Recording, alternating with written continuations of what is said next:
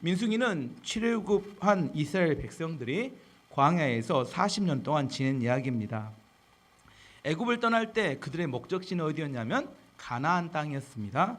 이스라엘 백성들이 애굽을 나온 다음에 출애굽하고 난 다음에 1년 동안 머물렀던 장소는 시내산이었습니다. 시내산에 머물면서 그들은 십계명의 돌판을 받았고 성막을 만들었으며 공동생활을 하기 위한 규칙을 정했습니다. 그리고 나서 출발해서 1년 후에 2년째 되는 해에 어디에 도착하냐면 가데스 바네아라는 곳에 도착합니다. 그래서 하나님께서 이제 가나안에 올라가라 이렇게 말씀하셨는데 그때 올라가기 전에 12명의 정탐꾼을 보냅니다. 이야기는 잘 아시죠? 그들이 가서 보니까 너무 좋은 땅이었어요. 그런데 와서 보고는 두 가지로 갈렸습니다. 2명 여호수아의 갈렙은 너무 좋은 땅이라 올라가면 우리가 너무 좋겠다고 이야기를 했고, 나머지 10명의 정탐꾼은 너무 좋은 땅이지만 그곳에서는 거인 족속들이 지키고 있고 또 너무 큰 성곽이 있어서 우리는 올라가면 죽게 될 것이다고 이야기했습니다. 두 가지 보고가 있었는데 대부분의 이스라엘 백성들은 10명의 정탐꾼의 이야기를 듣고 마음이 낙심되고 말았습니다. 그래서 어떻게 해요? 하나님의 말씀에 불순종합니다. 그 결과가 어떻게 되냐면 하나님 보시기에 이 백성은 가나안 땅에 들어갈 준비가 안 됐다고 생각해서 2년 만에 들어갈 수 있었던 가나안을 38년 동안 광야를 떠돌게 돼서 40년 만에 들어가게 됩니다. 왜 2년에 들어갈 수 있었던 가나안 땅을 40년이 걸렸다고요? 축복받을 만한 그릇의 준비가 되지 않았기 때문입니다. 하나님 부어줄 축복은 엄청 큰데 이렇게 적은 그릇으로는 감당하기가 너무 어려웠어요. 다른 말로는 믿음으로 받을 능력이 안 됐다는 겁니다. 가나안이란 좋은 것을 하나님 주시기를 원했지만 그들의 믿음으로는 그 가나안을 수용할 수가 없었습니다. 왜냐하면 하나님 말씀을 따르지 않고 자신이 판단한 느낌, 내 느낌에는, 나의 생각에는 안 되겠다는 겁니다. 그래서 하나님께서 그들 그 한 세대를 광야에서 다 죽게 하시고 그 다음 세대가 가나안에 들어가는데 그게 걸린 시간이 40년이 걸린 겁니다. 어쨌든 광야라는 긴 40년의 여정이 시작된 이유는 그들의 불순종 때문이었습니다. 민수기는 40년의 긴 여정에 대한 이야기인데 1장부터 10장까지는 준비하는 이야기라고 했습니다. 준비해서 이제 출발한 이야기가 민수기 마지막 쪽에 나오는데 민수기 10장 33, 34절 말씀 보면 그들이 여호와의 산에서 떠나, 여호와의 산 시내산을 말합니다. 3일 길을 갈 때 여호와의 언약궤가 그 3일 길에 앞서가며 그들의 쉴 곳을 찾았고 그들이 진영을 떠날 때 낮에는 여호와의 구름이 그 위에 덮였었더라. 그들이 출발하는 장면을 보여줍니다. 너무너무 흥분이 됐을 것 같아요. 1년 동안 시내산을 머물면서 이제나 저제나 언제 떠나나 했는데 드디어 성막이 완성되고 하나님의 임재의 구름이 머물게 되고 이제 나팔도 다 만들고 이제 그들의 지난주에 말씀드린 것처럼 전문가 호밥이라는 광야 전문가도 조언을 받아가면서 이제 출발의 구름이 떠올랐습니다. 드디어 언약궤를 앞세워서 그들이 떠날 때 이제 곧 우리는 어디로 간다? 가나안 땅으로 가서 적과 꿀이 흐르는 땅에서 하나님의 축복과 은혜를 받을 것이다. 희망에도 부풀었고 너무나 좋은 출발이었습니다. 그런데 광야라는 곳은 그렇게 만만한 곳이 아니었다는 겁니다. 거기는 먹을 음식도 없고 마실 물도 없고 편안한 잠자리가 아니라 날마다 텐트에서 자는데 이게 얼마나 편안했겠습니까? 광야는 뭐예요? 뜨거운 햇빛, 물은 없고. 광야는 그 자체가 너무나 어렵습니다. 약속은 있어요. 지금 하나님이 어디로 인도하세요? 적과 꿀이 흐르는 가나안 땅으로 인도하세요. 하나님이 여러분에게 뭘 주십니까? 약속을 주세요. 근데 여러분이 살아가는 삶의 현실은 뭐예요? 광야고 사막이다니까요. 어려워지는 사람들이 어떻게 생각해요? 그때부터 이게 악소리가 납니다. 광야 사막 이렇게 여기서 생각하면 뭐예요? 낭만적입니다. 하지만 실제로 거기 들어가게 되면 낭만이라고는 전혀 없습니다. 너무너무 힘들고 고통스럽습니다. 이스라엘 백성들도 이제 힘든 일이 이렇게 발생하니까 어떻게 돼요? 힘든 일이 생기면 그때 뭐가 나오냐면 이제 본성이 나옵니다. 본성이. 자기 안에 있었던 본성이. 1절 말씀 보면 안 나옵니까? 백성이 어려운 일이 닥치자 그들이 여호와께 불평했습니다. 1절 말씀에 그렇게 나옵니다. 그들이 어려운 일이 닥치자 그들은 여호와께 불평했습니다. 이스라엘 백성들이 어려운 일이 닥치자 뭐 했다고요? 불평했습니다. 원래 그들은 출신이 노예 출신이었습니다. 하나님의 백성으로 신분이 바뀌었어요. 그럼에도 불구하고 그들 안에는 여전히 뭐가 있었어요? 노예의 근성이 그들 안에 뿌리 있게 자리 잡고 있었습니다. 노예는 힘든 일이 있으면 뭐 한다고요? 불평하고 원망합니다. 불평과 원망은 노예들의 근본적인 속성입니다. 힘든 일만 생기면 뭐예요? 대답을 안 하시네. 힘든 일 생기면 뭐 한다고요? 노예라니까요. 노예. 내가 원망 불평이 많다. 내가 노예구나 이렇게 생각하시면 됩니다. 힘든 일이 많으면 노예는 원망하고 불평합니다. 그들은 힘든 일이 생기니까 시내산에 출발할 때의 감격과 그동안 하나님이 부으셨던 은혜는 순식간에 싹 잊어버리고 습관적으로 몸에 배었습니다. 힘든 일이 생기면 무조건 원망 불평하는 것들이 그 몸에 배인 것들이 저절로 튀어나왔습니다. 어떤 불평을 했을까 제가 생각하고 한번 적어봤어요. 처음에는 가벼운 불평부터 했을 겁니다. 처음 애굽에서 나올 때 기대했던 것과 많이 다른데 지금 뭔가 잘못되어 가고 있는 것 같다. 이렇게 시작합니다. 우리는 언제쯤이나 가나안 땅에 들어가서 안정된 생활을 할 수 있을까? 여러분도 뭐 비슷한 생각 많이 하시니까. 이렇게 완곡하게 불평이 시작되지만 좀 있으면요. 애굽에는 무덤이 없어서 우리를 죽이려고 지금 이곳으로 불러내셨는가? 이제 감정이 악감정이 실기 시작합니다. 그리고 이제는 모세와 하나님을 향해서 인신공격과 퍼붓습니다. 모세는 원래 살인자였어. 그 사람 말 믿고 우리가 따라오는 게 아니었는데 그 사람 원래 문제가 있었는데 뭔가 우리가 착각했어. 하나님은 과연 우리를 구원할 수 있을까? 구원할 능력이 없을 것 같은데 왜 우리를 여기다 데려다 놓고 이 고생을 시키는 거지? 처음에 완곡하게 시작된 불평과 원망이 나중에는 인신공격과 하나님에 대해서 달라들고 대드는 이야기까지 흘러가게 됩니다. 사람이 살다 보면 반드시 힘든 일이 발생합니다. 힘든 일이 발생하면 우리도 힘든 것을 표현해야 되잖아요. 표현 안 하고는 못 삽니다.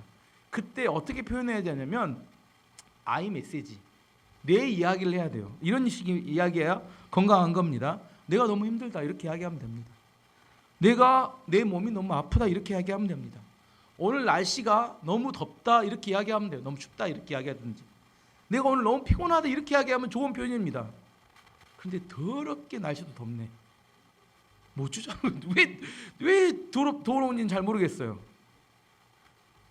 있는 그대로를 내가 느낀 대로 표현하면 괜찮은데 누군가에게 상대를 두고 원망하거나 공격하거나 책임을 전가하거나 온갖 짜증을 내거나 그러게 되면 이게 원래 문제가 아니라 나중에 관계가 깨지게 되고 나중에 상처가 나게 됩니다. 부부가 함께 살아가면서 반드시 어려운 일이 발생합니다. 직장생활 하다 보면 동료들 간에 반드시 어려운 일이 발생합니다. 교회에서 신앙생활 하다 보면 반드시 내 생각과 다른 사람들이 있고 갈등이 나타납니다. 그때 어떻게 이야기하라고요? I 메시지라는 I 메시지. 내가 어떻다고만 이야기하면 좋은데 네가 어떻다고 이야기하면 이게 U 메시지를 하면 이제 큰일이 납니다. U 메시지를 이야기하면 이제 많은 문제가 생겨요. 내가 어떻다고 이야기하면 그 상대가 듣고 소통이 되며 상황이 더 좋아질 수 있지만 네가 어떻다고 이야기할 때부터는 이제는 점점 갈라지고 깨지고 무너지게 됩니다. 이스라엘 백성들이 하나님께 불평했습니다. 왜 이런 광야에서 어려움이 생기느냐? 누구의 잘못도 아닙니다. 하지만 우리 가운데 같이 어려움에 빠질 수 있다는 사실을 이야기하는 겁니다.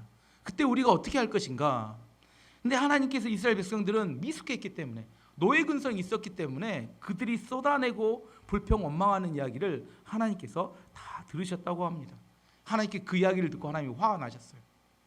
그리고 화가 나셔서 그들을 심판하셨습니다. 1절 말씀 다시 한번 보면 1절 말씀 보면 백성에게 어려운 일이 닥치자 그들이 여호와께 불평했습니다. 여호와께서 그들의 불평을 들으시고 화를 내셨습니다. 여호와께서 백성 가운데 불을 내리셨습니다. 그 불이 진 가장자리를 태웠습니다. 사람들 일반적으로 폭행을 하거나 도둑질하거나 이런 죄는 큰 죄라고 생각하지만 말로 짓는 죄, 이것은 대단치 않은 걸로 생각할 때가 많습니다. 근데 하나님께서는 그렇게 생각하지 않으십니다. 불평하고 원망하는 것에 대해서 하나님은 매우 싫어하시고 그것에 대해 하나님이 심판하셨다는 이야기입니다. 불평과 원망의 근본 뿌리에는 뭐가 있냐면 불신앙이 있기 때문입니다. 하나님을 신뢰하지 않아요. 내가 왜 이런 상황에 처했는지에 대해서 하나님을 믿지 않기 때문에 지금 상황이 불편해지는 겁니다.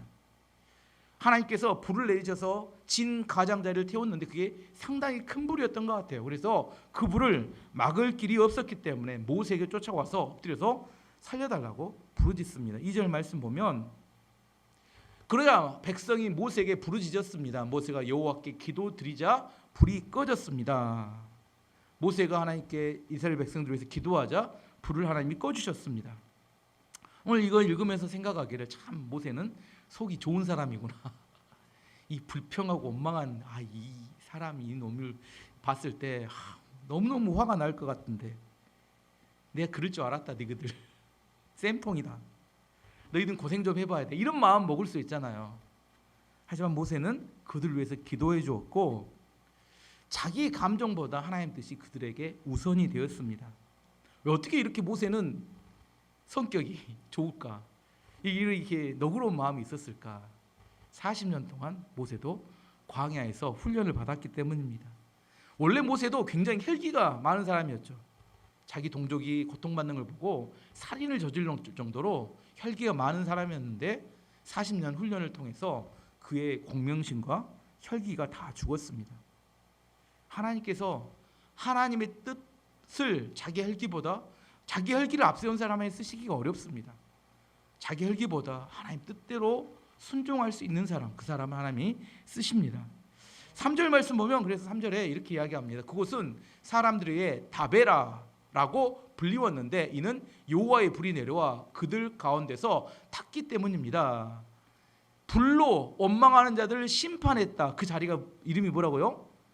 다 비워버려라. 이렇게 다베라 이렇게 나중에 또 시험에 나오니까 다베라 이렇게 입으로 원망하고 불평하는 그 사람들은 심판받습니다.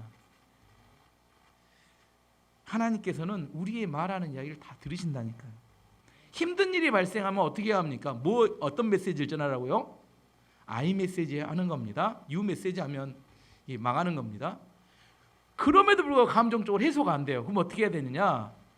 죽을 힘을 다해서 입을 다물고 있으면 됩니다. 입을 딱 꼬매고 말하지 않아야 됩니다. I 메시지를 하든지 두 번째는 입을 딱 다물고 있든지 시간이 지나면 내 감정도 풀어집니다. 오해도 풀어지고 한데 그때 떠버리고 다니면 나중에 하나님 심판을 받게 됩니다. 이렇게 해서 첫 번째 불평 원망하는 문제가 모세의 기도로 해결이 됐어요. 근데 두 번째 불평 원망하는 이야기가 나옵니다. 이 불평 원망을 누구로부터 시작되냐면 잡족들, 이스라엘 백성과 함께 있었던 잡족들로부터 시작된 원망과 불평이 시작된 이야기가 4절에서 6절까지 나옵니다. 백성 가운데 섞여 살던 외국인들이 음식에 욕심을 품고 불평했습니다. 이윽고 모든 이스라엘 백성도 불평하기 시작했습니다. 그들이 말했습니다. 고기를 먹었으면 좋겠어. 이집트에 있을 때에는 생선을 마음껏 먹었어. 그 밖에도 오이와 수박과 부추와 파와 마늘을 먹었어. 그런데 지금은 이 만나밖에 없으니 우리 몸이 쇠약해지고 말았소.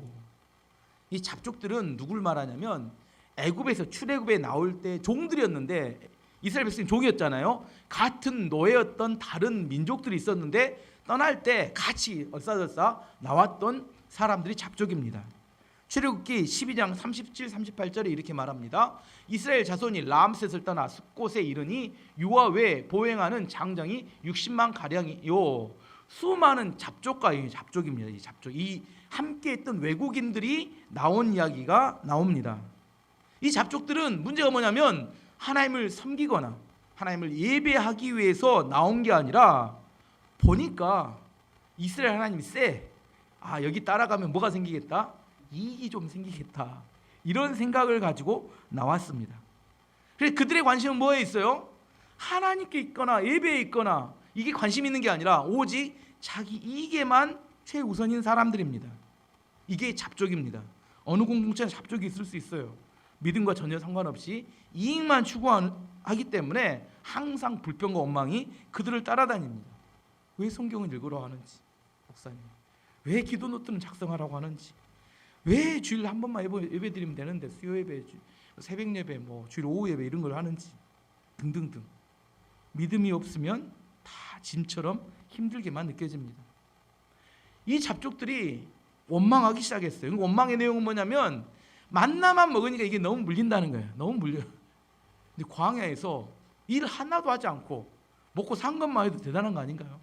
일 안 했는데, 노동을 안 했는데 날마다 만나를 거둬들였는데, 근데 그렇게 생각하지 않고 만나가 너무 물린데 고기를 먹었으면 원이었겠다 하면서 뭐라고 하냐면, 우리가 애굽에 있을 때는 생선, 오이, 부추, 수박, 파, 마늘 이런 것들 마음껏 먹었답니다. 이걸 못 먹으니까 우리의 몸이 쇠약해져서 안 되겠대요. 자, 노예들이 생선, 오이, 부추, 파, 마늘 이걸 마음껏 먹었을까요? 주인이 먹고 배부르게 너무 많이 먹어서 배가 불러서 남으면 어떻게 돼요? 니네나 먹어라.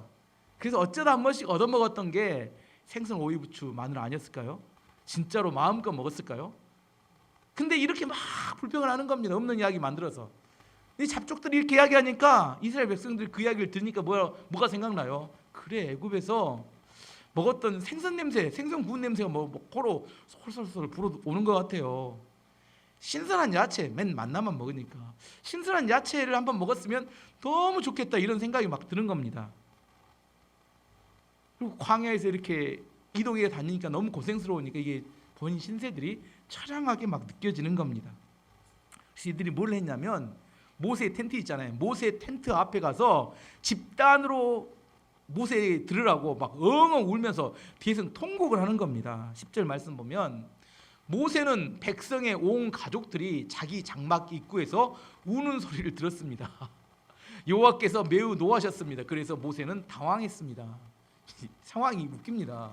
모세가 집에 이제 텐트 치고 들어갔는데 밤마다 와서 백성들이 거기 떼러 몰려와서 막 엉엉 우는 거예요. 정말 미치고 환장할 것 같아요. 왜 그랬다고요? 은혜를 잊어버려서. 노예였는데 그들이 자유케 했던 하나님의 은혜, 지금 그들이 누리고 있는 은혜가 너무 많은데 뭐 하나 때문에 고기 하나 못 먹었다고 이제 신세 한탄만 하고 있는 겁니다.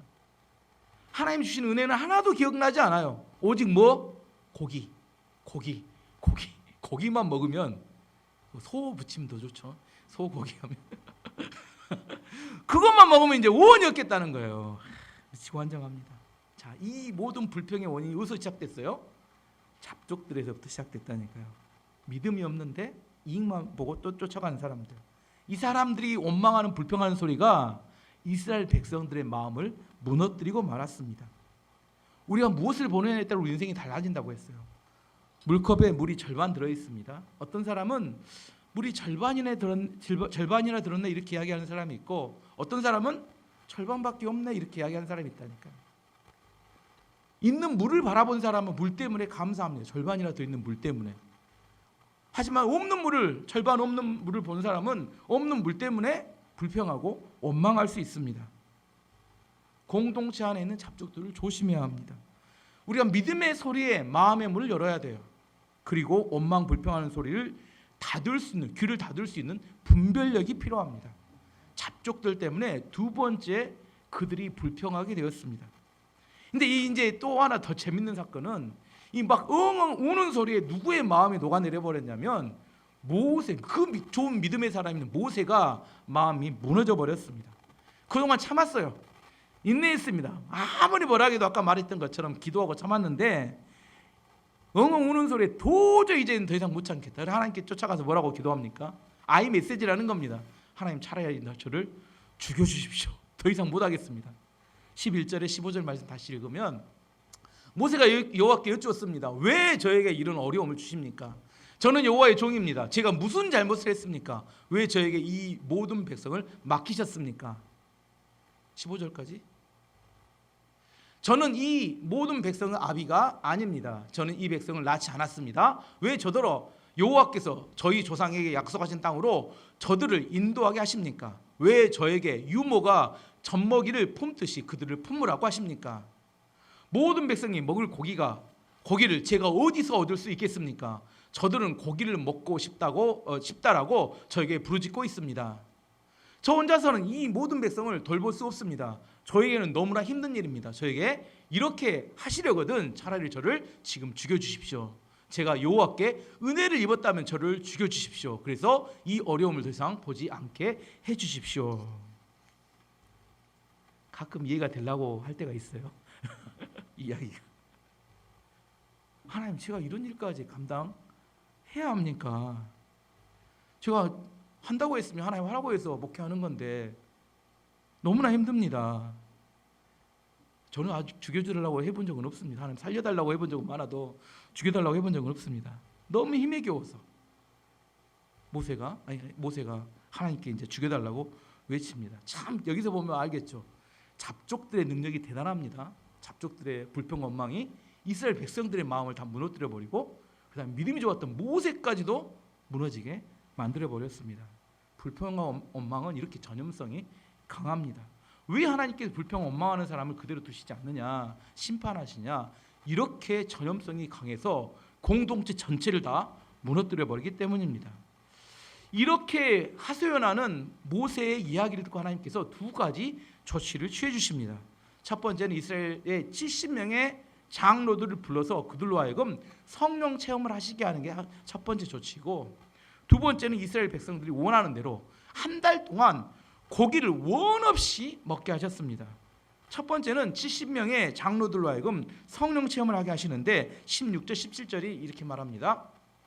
여호와께서 모세에게 말씀하셨습니다. 이스라엘의 장로 70명을 데려오너라. 백성 가운데서 내가 지도자로 알고 있는 사람들을 뽑아오너라. 그들을 만남의 장막인 회막으로 데려오고 너도 그들과 함께 서 있어라. 내가 내려가 너와 말하겠다. 너에게 있는 영, 성령을 말합니다. 너에게 있는 영을 그들에게도 줄 것이다. 그러면 그들이 너와 함께 백성을 돌볼 수 있을 것이다. 너 혼자서 백성을 돌보지 않아도 된다. 하나님께서 오셔서 70명의 지도자들에게 성령에 충만하게 하시고 뒤에 보시면 그들이 애언하게 하십니다. 한 번도 체험해보지 못한 영적인 체험을, 모세만 체험했던 영적인 체험을 70명의 지도자들에게 체험하게 하시게 됩니다. 왜? 앞으로 하나님께서 중요한 일을 하게 될 때, 결정할 때, 모세가 영적인 이야기를 할 때 그 70명이 어떻게 해요? 공감이 가능하도록. 한 번도 성령 체험 해보지 않은 사람은 없는지 알아요. 영적인 이야기를 하면 육적으로 받아들입니다. 그래서 없다고 생각합니다. 그래서 지도자들에게 성령 체험을 해서 어떤 중요한 결정을 할 때 공감하고 같은 마음을 품도록 동역하도록 하기 위해서 모세 혼자 외로운 영적 전쟁을 하지 않고 70명의 지도자들과 함께 중요한 일을 결정하도록 하기 위해서 그 70명의 지도자들에게 영적인 체험을 하게 합니다. 목회자는 완벽하지 않습니다. 목회자가 완벽하다고 생각하면 여러분 큰 오산입니다. 목회자도 인간이고 목회자도 죄인입니다. 목회자 불완전합니다. 하나님이 하라고 하니까 하는 것일 뿐이지, 불완전한데 완전하지 못하다고 비난하면 죽어야 돼요. 모세처럼 죽어야 합니다. 이 성도들은 마치 이중적입니다. 나는 안 해도 되지만 우리 목사님이 이렇게 잘해야 돼 이렇게 생각해요. 왜 그런지 모르겠어. 같이 잘하면 좋잖아요. 근데 자기는 안 해도 되는데 목사님이 잘해야 돼 이렇게 생각해서 참 부담이 될 때가 많습니다. 부담이 될 때가. 같이 하면 좋겠습니다. 저에게 요구하시려면 여러분도 같이 하시고 그런 다음에 이게 느껴봐야 되는데 저에게만 부담을 주시면 곤란합니다. 저는 인간일 뿐입니다. 그냥 하나님 하라고 해서 할 뿐입니다. 어쨌든 첫 번째 조치는 70명에게 하나님의 성령의 체험을 하게 하셨습니다. 두 번째는 하나님께서 한 달 동안 마음껏 고기를 먹도록 약속해 주셨습니다. 근데 하나님께서 이렇게 약속하시니까 모세의 반응이 너무 재밌습니다. 21절 22절 말씀 보면 모세가 말했습니다. 여호와여, 저와 함께 있는 사람이 60만 명이나 됩니다. 그런데 여호와께서는 내가 그들에게 한 달 동안 고기를 넉넉히 주겠다라고 말씀하셨습니다. 양과 소를 다 잡는다 하더라도 그것 가지고는 부족할 것입니다. 바다의 물고기를 다 잡는다 하더라도 그것 가지고는 부족할 것입니다. 모세가 이렇게 하냐면 우리 남자만 60만, 전체 200만. 하나님이 우리가 갖고 있는 가축을 다 잡아도 안 됩니다. 하나님, 그다음에 또 과장법을 씁니다. 바다의 물고기들, 이게 바다의 물고기 얼마나 많은지도 모르고 바다의 물고기를 다 잡아도 하나님 200만 안 됩니다. 이렇게 이야기합니다. 하나님이 어이가 없으셨어요. 하나님이라고 부르지 말거나 안 된다고 말하지 말거나. 여러분 이야기 다른 사람 이야기. 하나님 부르고 나서 안 됩니다를 모세만 하는 게 아니라 다니까. 하나님이 너무 어이가 없어서 하나님께서 모세에게 이렇게 이야기하십니다. 23절 말씀 보면, 그러나 여호와께서 모세에게 말씀하셨습니다. 너는 내가 능력이 없다고 생각하느냐? 지금 하나님이 이렇게 여러분이 하는 이야기잖아요. 하나님, 너는 내가 능력이 없다고 생각하느냐? 내가 말한 것을 내가 할 수 있는지 없는지를 너는 보게 될 것이다. 하나님 너무 어이가 없어서 이렇게 이야기하셨습니다. 예전에 조용기 목사, 여의도 순복음교회 조용기 목사님이 했던 간증 중에 이런 간증이 있습니다. 본인 목회를 열심히 했더니 성도가 부흥해서 3,000명 정도 되었대요. 3,000명이 되었는데 그 이후로는 더 이상 늘지 않더라는 겁니다. 아무래도 그래서 생각하기를 이것이 나의 목회의 한계인갑다 이렇게 생각했다는 거예요. 여의도 순복음교회는 전 세계 가장 큰 교회로 70만 그 조용기 목사님 계실 때 거기까지 성장한 교회입니다. 근데 어느 날 기도를 하는데 하나님께서 환상을 하나 보여주셨대요. 그게 오늘 본문의 말씀입니다. 31절 말씀 보면 여호와께서 바다에서 강한 바람을 보내셨습니다. 그 바람이 진 둘레에 메추라기를 몰고 왔습니다. 메추라기가 땅 위에 2규빗은 90cm입니다. 2규빗 높이에 가까울 정도로 있었습니다. 사방으로 하루길은 40에서 50km 정도 됩니다. 될 만한 곳까지 메추라기가 있었습니다.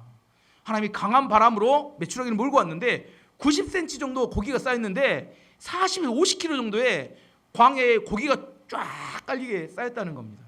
그리고 나서 이스라엘 백성이 뭐라고요? 가서 가져다가 고기를 마음껏 먹으라 이렇게 이야기하셨어요. 조용기 목사님이 이렇게 이야기합니다. 그 환상은 이거였어요. 하나님께서 강한 바람으로 메추라기를 몰고 오는 환상을 보았다는 겁니다. 내 한계는 3,000명이구나 이렇게 느끼고 있을 때 하나님께서는 얼마든지 강한 바람을 통해서 그 이상 뛰어넘을 수 있는 방법을 우리에게 알려주신다는 겁니다. 여러분의 이런 믿음이 있습니까? 사람은 할 수 없습니다. 하지만 하나님은 할 수 있습니다. 하나님께서 우리 교회를 부흥시킬 수 있을까요? 제 눈에는 잘 안 될 것 같은데 이 성도들 데리고 어떻게 하나님은 하실 수 있습니다. 여러분의 사업이 30배, 60배, 100배의 큰 부흥과 열매를 맺을 수 있을까요? 여러분 믿음을 가지셔야 합니다. 사람은 할 수 없습니다. 하지만 하나님은 강한 바람을 통해서 메추라기를 몰고 오실 수 있는 분입니다. 하나님께서 모세에게 해줬던 이야기입니다.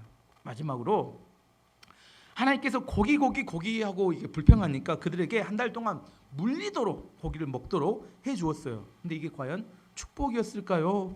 저주였을까요? 그들에게 하나님께서 이게 복이 아니라 심판의 의미로 그들의 탐욕을 채워주셨습니다. 33, 34절 말씀 보면 그러나 여호와께서 크게 노하셨습니다. 아직 백성이 입안에서 고기를 씹고 있을 때 여호와께서 백성에게 끔찍한 병을 내리셨습니다. 그래서 백성은 그곳의 이름을 기브롯 핫다와라고 불렀습니다. 다른 음식을 원했던 욕심 많은 사람들이 그곳에 묻히었기 때문입니다. 그들이 한 달 동안 고기를 원하니까 한 달 동안 고기를 죽도록 아니죠. 충분히 먹게 하셨는데 그 고기와 함께 뭐가 왔냐면 끔찍한 질병이 함께 와버렸어요. 성인병인지 뭔지 모르겠지만 아무튼 고기와 함께 질병이 왔습니다. 하나님 축복이 아니었다는 겁니다. 잠언 10장 22절은 이렇게 말합니다. 여호와께서 주시는 복은 사람을 부하게 하고 근심을 겸하여 주시지 아니하시느니라. 하나님 주시는 복은 부작용이 없어요. 인간의 탐욕을 채우는 것은 반드시 부작용이 나타납니다. 어느 교회에 명문대 나온 자매가 믿음이 좋았던 자매입니다. 근데 어떤 남자를 하나 만났습니다. 그 남자를 보니까 명문대에 나왔고 좋은 집안 출신이었고 뛰어난 외모에 모든 걸 다 갖췄습니다. 근데 딱 하나 아쉬운 게 있었어요. 뭐냐면 신앙만 없었습니다. 신앙만. 주변에서 뭐라고요? 다 잘 만났다. 칭찬도 자자하고 좋은 호텔에서 결혼했습니다. 근데 몇 년 후에 이런 소문이 들렸어요. 그 자매가 남편한테 매일처럼 두드려 맞으면서 이혼한다고 난리치고 있다. 그때 느끼는 느낌이 뭐예요? 하나님의 심판이구나. 자신이 원하는 것을 다 채웠습니다. 근데 결과가 이상해요. 기브롯 핫다와 음식에 대한 탐욕 때문에 심판받는 것을 말합니다. 우리의 욕망을 채우면 행복할 것 같지만 그렇지 않아요. 아담과 하와가 선악과를 보고 너무 먹음직도 하고 보암직도 하고 지롭게 할 만큼 탐스러워서 먹고 난 다음에 어떻게 돼요? 에덴 동산에서 쫓겨나고 맙니다. 우리의 탐욕을 채우면 행복할 것 같지만 결코 그렇지 않다는 겁니다. 지혜가 뭐냐면 지혜는 하나님이 허락하신 것에 만족하는 겁니다. 우리에게 주신 남편과 아내가 있어요. 그것에 만족하는 것이 이게 지혜입니다.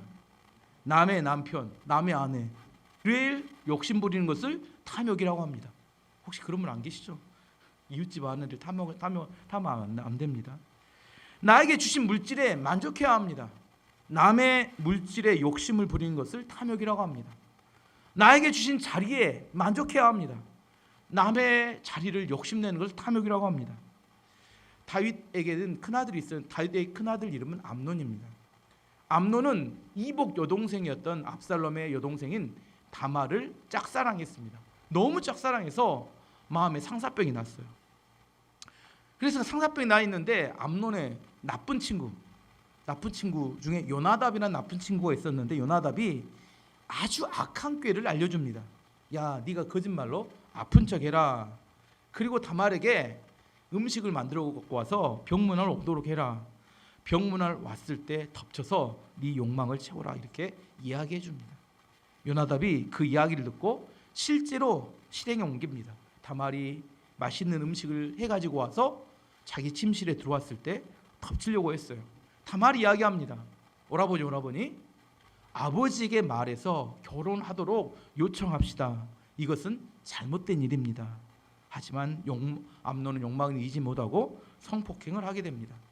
근데 성폭행하고 난 다음에 암논의 태도가 완전히 바뀌어버리고 맙니다.